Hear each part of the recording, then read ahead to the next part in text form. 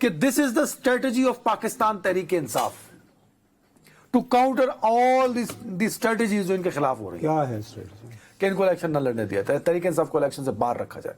آپ دیکھیے گا کس کی اسٹریٹجی ہے؟ 22 کو 5 بجے آپ کو سرپرائز ملے گا. آپ منڈے کو یہاں بیٹھ کے یہی کلپ چلوائیں گے میرا اور کہیں گے عدنان حیدر مجھ سے غلطی ہو گئی تھی. واقعی تحریک انصاف بیک ڈور پہ ایک اسٹرانگ اسٹریٹجی کھیل رہی تھی. اچھا, اللہ تعالیٰ آپ کی زبان مبارک کرے. میں دل سے چاہتا ہوں یہ نہیں کہ میں کو تحریک انصاف کا دیکھیں نا, کچھ لوگوں نے سن تو لو نا, میری بات سن لو. یہ جس حکمت عملی کی طرف آپ اشارہ کر رہے ہیں نا سر, یہ جس یونیورسٹی میں تیار ہوئی ہے, مجھے اس کا نام بھی پتا ہے. اللہ بھلا کرے. اس کا مطلب آپ انڈورس کر رہے ہیں میری بات کو؟ نہیں, میں انڈورس نہیں کر رہا. میں یہ تو بتا سکتا ہوں نا کہ یہ کون سی یونیورسٹی میں میچور ہوئی ہے یہ اسٹریٹجی. آپ پھر اس یونیورسٹی کے پہ ہوں گے, وہ تصوف والی یونیورسٹی ہے, آپ کو وہی یاد ہے؟ نہیں, یہ اور یونیورسٹی, وہ اس کا تعلق روحانیت سے ہے, روحانیت سے. یہ یونیورسٹی جو ہے اس کا نام ہے institute of Chakwal institute of strategic studies. نہیں یار بتا وہ irrelevant. میں بتا دیتا ہوں نا. نہیں, irrelevant آپ کہہ رہے ہیں اقتدار کے حلقوں میں. ایک irrelevant ہوتی ہے اسٹریٹجی بنانے میں. اس وقت وہ اسٹریٹجی بنانے میں وہ بہت دوریاں ہو چکی ہیں. نہیں, وہاں کے وائس چانسلر اور وہاں کے چانسلر, چانسلر ہے تو چلے گا جیل میں. نہیں, اس کے جو اصل چانسلر ہیں وہ حافظ صاحب ہیں. ان کا پورا نام نہیں میں لوں گا. ایک حافظ صاحب ہیں, بڑے ان کی رسپیکٹ کرتے ہیں, جو وائس چانسلر ہیں. نہ ہی میں وائس چانسلر کا نام لے رہا ہوں. ٹھیک ہے جی.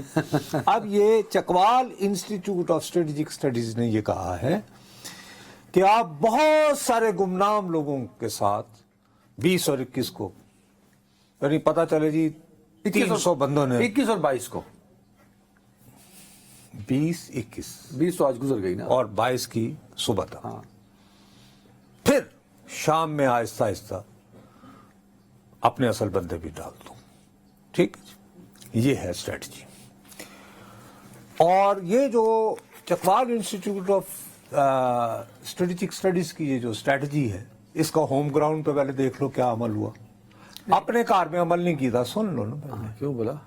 وہاں وہاں پر ابھی تک جو صاحب ممکنہ امیدوار ہو سکتے ہیں پی ٹی آئی کے, نام ہے ان کا ایاز امیر. اچھا, ایاز امیر صاحب, انہوں نے لے لیے کاغذات نامزد کی.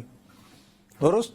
اب پورا چکوال یہ یقین کیے بیٹھا ہے کہ ہمارے سینئر دوست, ہمارے ساتھی جناب ایاز امیر صاحب آئندہ انتخابات میں پی ٹی آئی کے انتخابی نشان پر الیکشن لڑیں گے. اور اگر نہ ملا انتخابی نشان تو سیدھے رولا ہے Chakwal institute of strategic studies میں گڑبڑی اچھا, ہے. آپ کو لگتا ہے کہ میرا اچھا, دوسری بات یہ ہے کہ تمہیں پتا ہے کہ جہاں پہ بھی ایم این اے کو لڑنا ہوتا ہے تو اس کے نیچے ونگر چاہیے ہوتے ہیں. ہاں, 2. ایک ونگر یہاں پہ تھے جو پہلے پی ٹی آئی کے تھے, سردار آفتاب صاحب. اب یہ Chakwal institute of strategic studies کہہ رہا ہے کہ انہوں نے ایک نہیں 2 مرتبہ لا تعلقی کا اعلان کیا ہے تحریک انصاف سے. ایک مرتبہ کیا تو ان کے بھائی وہ لندن گئے ہوئے تھے, انہوں نے کہہ دیا کہ ہمارے خاندان نے تو بھاگنا سیکھا ہی نہیں, ہم نے نہیں کیا. تو ان لوگوں نے کہا کہ نہیں جی, ہمارے والد, ہمارے جو بڑے بھائی ہیں وہ ہمارے خاندان کے بڑے ہیں, ہم ان کی باتوں ہیں, لیکن آج کل ان کا ذہنی توازن اس طرح کا تو انہوں نے دوسری مرتبہ لا تعلقی کا اظہار کیا. تو ایاز امیر صاحب کے ساتھ ایک تو ان کا پیئر بنایا جا رہا ہے.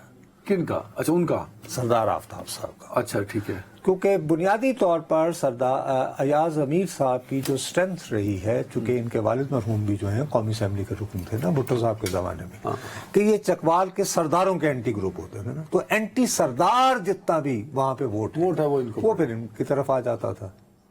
اچھا بالکل ٹھیک ہے. لیکن ایک مجھے تھوڑا سا اعتراض ہے, وہ یہ ہے کہ شاید اب Chakwal institute of strategic and defence studies جو ہے, نہیں, it is not defence any more.